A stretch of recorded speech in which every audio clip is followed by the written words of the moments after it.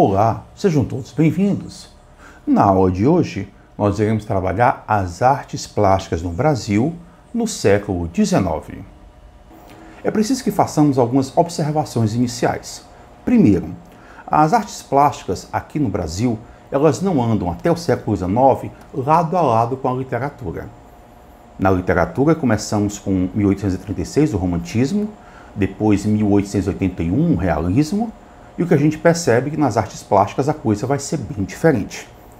Nós tivemos a presença de um barroco, mas não com aqueles moldes europeus. E muitos dos artistas aqui aprendiam o ofício com outros que já sabiam.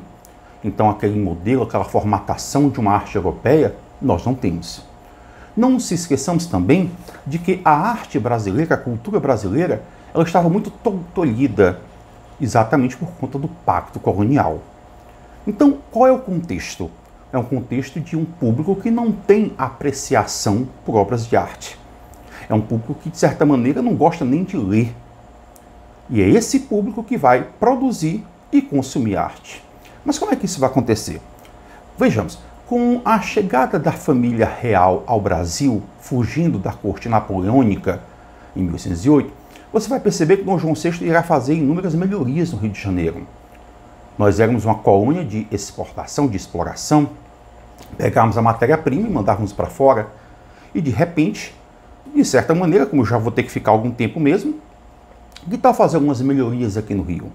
E dentre tantas melhorias, o Dom João VI ele deu uma atenção especial à literatura, com a liberação da imprensa, por exemplo, criação de escolas para alfabetização de jovens e adultos, trouxe a missão artística francesa para o Brasil em 1816. E aí você percebe já a introdução desta tendência de artes plásticas. E mais adiante, em 1826, com a criação da Academia Imperial de Belas Artes.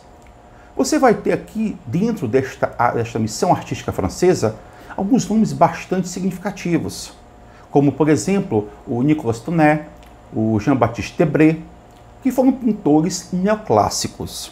Eram pintores que participavam da corte napoleônica, estavam ali naquele meio, e com a derrota de Napoleão ficaram a ver navios, e Dom João os trouxe para cá. Esses pintores são pintores neoclássicos, então as artes plásticas no Brasil, nesse início do século XIX, ela conhece a expressão neoclássica. E é esta tendência que virá predominar neste primeiro momento. Vamos começar a falar um pouco, por exemplo, sobre o senhor Jean-Baptiste Debré. Debré foi um pintor extraordinário, porque ele teve inicialmente uma sensibilidade de retratar o Brasil em inúmeros ambientes. Não podemos dizer se algumas de suas obras tinham o tom de denúncia ou não propositalmente, mas acabaram por fazer. Debré retrata bem o universo privado e público do Brasil. Eu costumo chamar de privado o que é da sua porta da rua para dentro, este ambiente familiar, e de público da porta da rua para fora. Perceberemos em inúmeras aquarelas de Debré o retrato de um Brasil marcado pela distinção social, marcado pelos papéis muito bem determinados em sociedade, em um país onde quem produz a riqueza é o negro na condição de escravo. Nesta primeira aquarela inacabada, nós temos aqui uma situação muito interessante, cena de rua. Perceba que o senhor para, ele começa a urinar em plena luz do dia, e o seu escravo fica cobrindo com o guarda-sol, enquanto ele urina na janela dos outros. Era um hábito que existia no Rio de Janeiro e até hoje existe. Cidades como Rio, Recife, que são cidades mais antigas no processo de colonização, Salvador também, este hábito ainda é muito comum. Nesta outra aquarela, o intrudo, percebe-se uma brincadeira de carnaval, que nós conhecemos popularmente como o famoso mela-mela. Aí você tem farinha, aí você tem água, você tem ovo, enfim. Eu quero que você observe os pés dos participantes desta brincadeira. Eles estão descalços. Isto quer dizer, são escravos. E note que eles estão fantasiados, alguns fantasiados, brincando, o outro ali, um rapazinho ali do lado direito, com a bexiga de água jogando, o outro pegando os ovos, enquanto que no passeio público, muitos outros escravos estão trabalhando. Então, em meio ao trabalho, em meio à rotina do Rio de Janeiro, você tinha esses momentos, por exemplo, de entretenimento. Esta outra aquarela retrata bem o universo familiar, o Brasil da porta da rua para dentro. E é uma denúncia muito forte. Um jantar brasileiro. Você tem aqui o senhor e a senhora estão jantando, ele está totalmente voltado para o seu prato, está pouco se importando com o que está acontecendo ao seu redor. Você tem dois escravos à sua direita que estão ali apostos a qualquer coisa. À esquerda, a escrava que fica aqui, ó, abandando enquanto eles estão ali. E o que mais chama atenção são os meninos. Veja que você tem uma hierarquia muito bem delimitada. O senhor, a senhora. Aí, em meio aos escravos, há também uma hierarquia. Os homens, as mulheres e os meninos. Um sentado no chão e o outro pegando uma migalha da senhora. Observe que eles estão nus, comendo como se fossem bichos. Não há bondade desta senhora. Ela trata os meninos como se fossem bichos. Então nós temos papéis sociais não só muito bem determinados, como comportamentos e tratamentos também. Nestas outras imagens, a gente vai perceber inúmeros universos, desde o universo doméstico ao universo de trabalho, onde você percebe aqui sapateiros, barbearias, engenhocas de cana. Então, Debré retratou bem a ideia de que é o negro que produzia a riqueza do país. Aqui nós temos uma tela que chama a atenção. Inicialmente, gostaríamos de dizer que esta tela de Dom João VI ela é um estudo. Era muito comum os pintores fazerem estudos, quer dizer, uma tela mais ou menos esboçada, só que pequena. Se você for observar, essa tela tem 60 centímetros de altura por 42 de largura. Debré fez um esboço de uma tela de Dom João VI que acabou não acontecendo. E toda vez que esta tela ela é exposta, sempre se coloca lá a inscrição estudo, para que se perceba que não é uma tela definitiva. Aqui a gente nota o aspecto quase que fotográfico de Debré. A sua memória realmente capta os mínimos detalhes, como, por exemplo, ao retratar Dom João VI como Luís XIV. Veja que ele conseguiu retratar exatamente nas mesmas condições, na mesma postura, no mesmo tipo de ambiente. Então ele buscou retratar o monarca português parecido com o monarca francês. Agora, observe o tamanho da tela de Luís XIV. Ela tem 2,79 m de altura por 1,90 m de largura. Estas telas imensas dão a ideia da representatividade do poder do monarca. É por isso que a gente percebe que esta tela de Dom João VI ela é apenas realmente um estudo, um esboço de uma tela que não existiu. Aqui já passamos agora para outros pintores que fizeram parte da missão artística francesa, como por exemplo Nicolas Tonnet.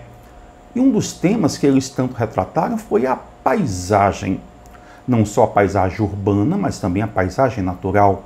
E Tonnet conseguiu, de certa forma, ir de um lado para o outro com muita maestria. E nesta outra tela, pouco conhecida do público em geral, vista de um mato virgem que será reduzido a carvão, de 1843, ele faz uma visão geral da nossa flora e observe que ele destaca a exploração da mesma, com a atividade madeireira, destruindo a paisagem. Você tem ao seu lado esquerdo toda uma paisagem que já não existe mais. São tocos, fumaça e pilhas de madeira.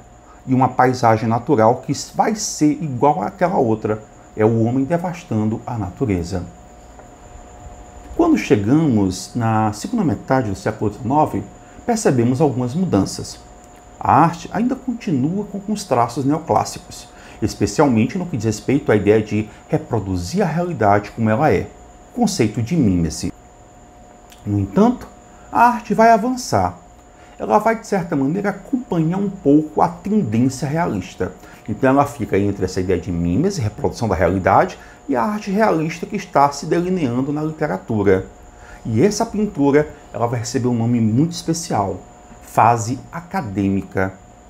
Então, de alguma maneira, ela ainda está ligada ao passado, mas ela também já começa a se antecipar em alguns outros traços. E olha só interessante, porque você vai perceber que o realismo, por exemplo, Na obra realista, não há espaço para o épico. O realismo trabalha o homem comum, simples do dia a dia. Esse tipo de imagem vai estar presente na tela desses pintores. Todavia, perceberemos também que haverá uma intencionalidade de retratar um Brasil épico, em batalhas, por exemplo, oriundas da Guerra do Paraguai, Guerra dos Guararapes, cenas épicas como uma clássica tela Independência ou Morte. Então, essa tendência do épico na literatura, ela cabe ao romantismo. Então, essa fase acadêmica, ela pega esse elemento aqui da literatura romântica e joga para cá. Perceberemos também que o imperador, Dom Pedro II, foi um grande incentivador das artes. Ele era um apaixonado por literatura, por pintura, fotografia, enfim. Por isso mesmo, escritores, músicos como Carlos Gomes, pintores como Pedro Américo, vão ser beneficiados com Dom Pedro II, que vai bancar estudos, exposições lá fora, estadas. Então, por conta disso mesmo, houve um desenvolvimento mais acentuado e mais próximo, pegando algumas tendências que estavam acontecendo na Europa. E como temas recorrentes, as turbulências de época, porque o Segundo Império teve, no seu final, um momento meio turbulento. O retrato da paisagem urbana, mas também regional. Os tipos interioranos, a paisagem brasileira, cenas do cotidiano. Inúmeras personalidades sociais e políticas são retratadas aqui. Além, claro, dessa busca do nacional que passa pelo épico. Dos pintores desta fase, nós damos destaques a 3 em especial. Começamos por Vitor Meirelles, passamos por Pedro Américo e chegamos, enfim, em Almeida Júnior, que são os 3 pintores mais representativos do momento. Quando a gente pega, por exemplo, o senhor Vitor Meirelles, ele foi um pintor que trabalhou não só o histórico, mas também o épico e o literário.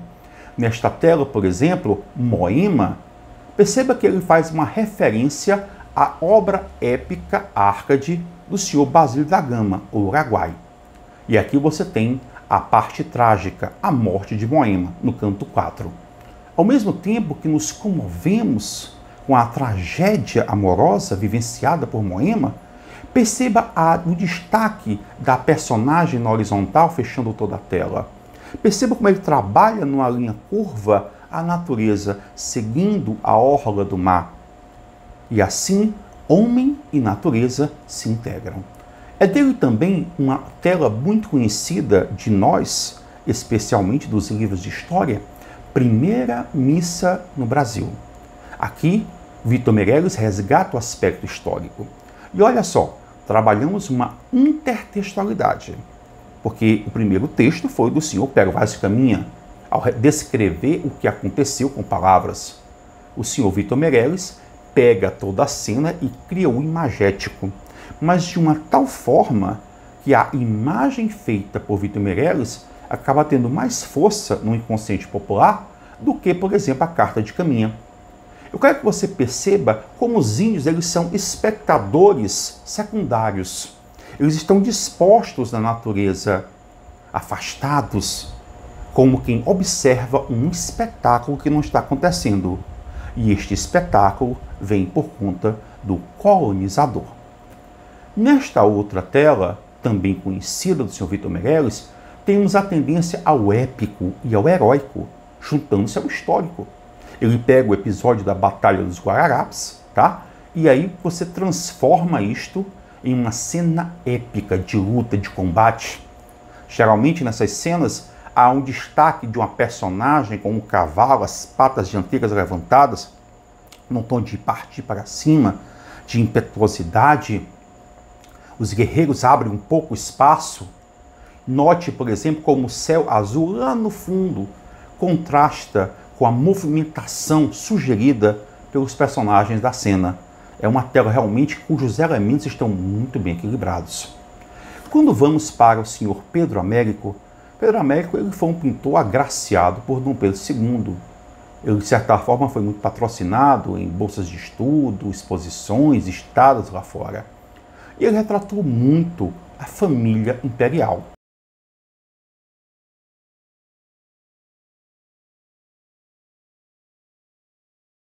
Nesta tela de Dom Pedro, nós temos uma cena que era rara de acontecer.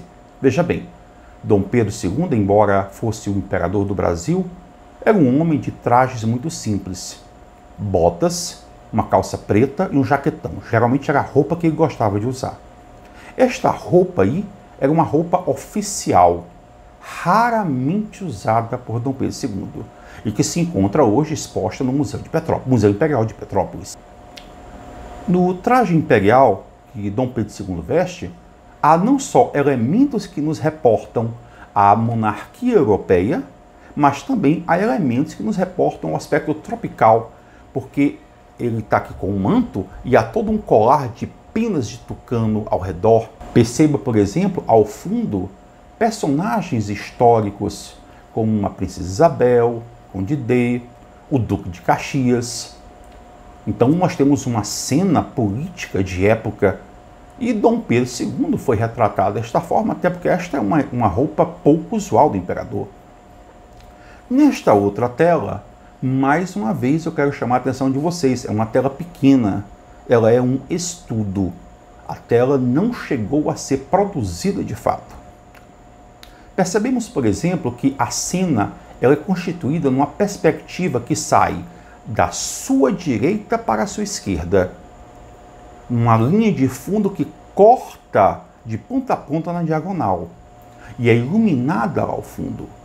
Observemos, por exemplo, que em torno do casal há todo um clero e há toda uma imponência típica da monarquia.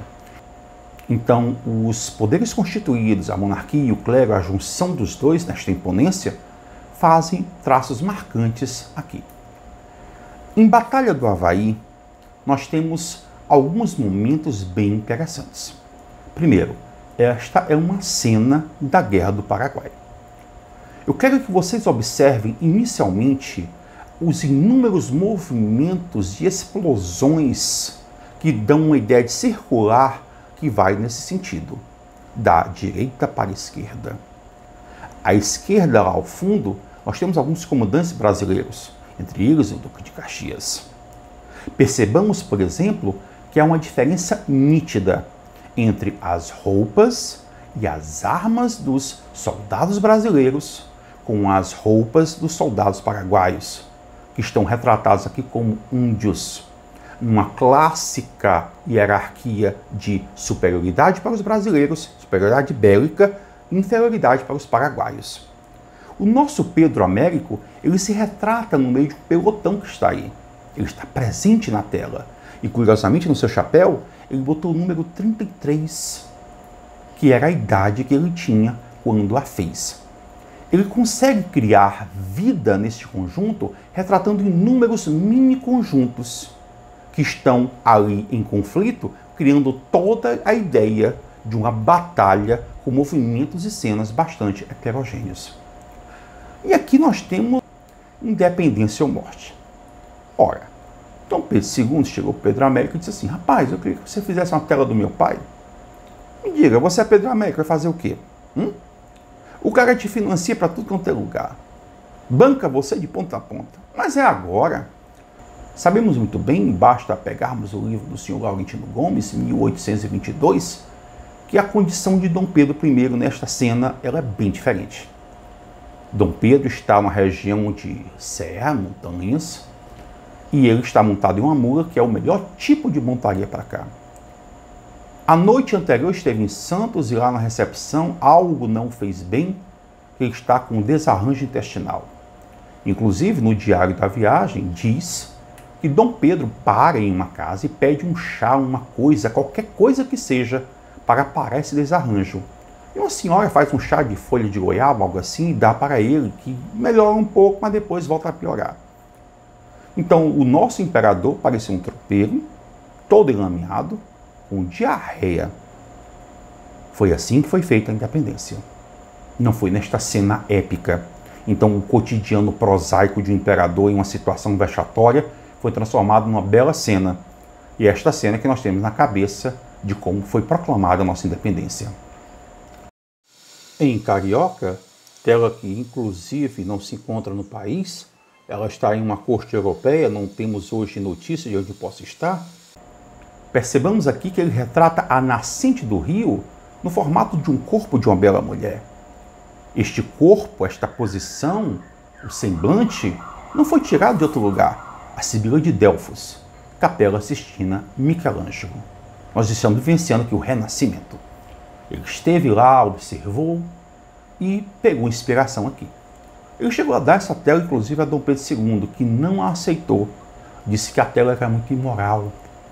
Veja que o nosso imperador, por mais avançado que fosse, ainda continuava confundindo conceitos como o nu artístico e o nu pornográfico. Quem conhece imagens da Capela Sistina, e os senhores conhecem certamente, sabe que lá a quantidade de nus artísticos é muito grande. Então, inspirado em Michelangelo, ele fez essa belíssima composição. Mais adiante, nós temos aqui uma tela que ele ganhou um concurso para ser professor da Academia Imperial de Belas Artes. Inclusive, ganhou até de um ex-professor dele. A tela se chama Sócrates afastando Alcebiades do vício. Curiosamente, o professor do senhor Pedro Américo usou o mesmo tema, só que ele colocou de um outro ângulo. O Sócrates chegando para tirar o discípulo Alcebiades do vício da prostituição, da bebedeira. A tela do Pedro Américo consegue ter mais representatividade por dois aspectos. Primeiro, pelos traços sóbrios e fechados de Sócrates, como quem diz, não é por aqui que um discípulo meu vai. E o segundo, ele já consegue o seu intento. Observe que Sócrates acaba de tirar o discípulo da perdição. Moisés e Joquebede. Nós temos aqui uma cena bíblica. Os textos bíblicos foram revisitados por pintores aqui. E não só Pedro Américo. E aqui você percebe que nós temos a mãe de Moisés que está aflita, angustiada, e vai colocar um menino em uma cesta, que costumamos chamar hoje de Moisés, lá no Nilo. Percebamos que em meio à aflição da mãe de Moisés, note como ela é retratada, com traços de sensualidade, com a roupa que se abre ao meio, deixando entreabertos os seios, o colo nu, a mão aqui sobre o queixo, como quem contempla o horizonte. Então, eles conseguem trabalhar a ideia do sofrimento, a temática bíblica, com a sensualidade. Uma junção muito complicada de se fazer e que aqui ganhou uma harmonia. Fizeram a Pedro Américo um convite para ele retratar o patriarca da República, o senhor Tiradentes. O Pedro Américo ele era essencialmente um monarquista. Fez retratos da família real, de Dom Pedro II, do casamento da princesa Isabel. Né? O Dom Pedro I foi majestosamente trabalhado em 1888. E ele vai meio a contragosto. De certa maneira, talvez esperavam que ele fosse fazer um herói. E Pedro Américo fez um mártir decepado. É como quem quer dizer, o meu herói monta em um cavalo e levanta uma espada e proclama a independência de uma nação. O herói da República está aí, todo esfacelado. É muito comum se falar, por exemplo, que essa imagem de Tiradentes aproximando-se de Cristo foi uma criação à época do período militar. Ela realmente foi muito usada no período militar, mas eu quero mostrar que ela não foi uma criação de lá. Ela já vem daqui, por exemplo. A face de Tiradentes, próxima à cruz de Cristo, mostra essa semelhança. Agora, tem uma coisa que eu quero que você note. Imagine uma linha fazendo uma trajetória pelos pedaços de Tiradentes. Veja que você terá o mapa do Brasil. Então, Pedro Américo insere este nosso personagem completamente decepado, mutilado, dentro de uma identidade brasileira. Almeida Júnior talvez tenha sido, de todos os pintores de sua geração, o que melhor retratou a ideia de uma pintura fotográfica. Os mínimos detalhes. Ele consegue criar uma coisa na pintura que eu acho fantástica. Imagens sinestésicas. E nesta tela Saudade nós temos isso. Nós temos aqui uma mulher, ela está encostada a uma janela e ela não está lendo uma carta, ela está olhando uma fotografia. Atrás deste papel há um carimbo. Os fotógrafos daquela época costumavam fazer demais isso. Eles carimbavam por trás da foto exatamente para se identificarem. A saia que ela está usando é uma saia que parece ser um tecido assim, muito rústico, muito grosseiro. A impressão que a gente tem é que a gente consegue pegar e sentir na mão. Observe os detalhes do tijolo, os pedaços que estão faltando, a textura do barro. É quase uma fotografia. O Almeida Júnior conseguiu fazer da pintura um retrato muito fiel. O conceito de mimes ganha o apogeu com ele. Em Nha Chica, não só nós temos esta ideia de um retrato muito próximo da realidade, como também o aspecto interiorano.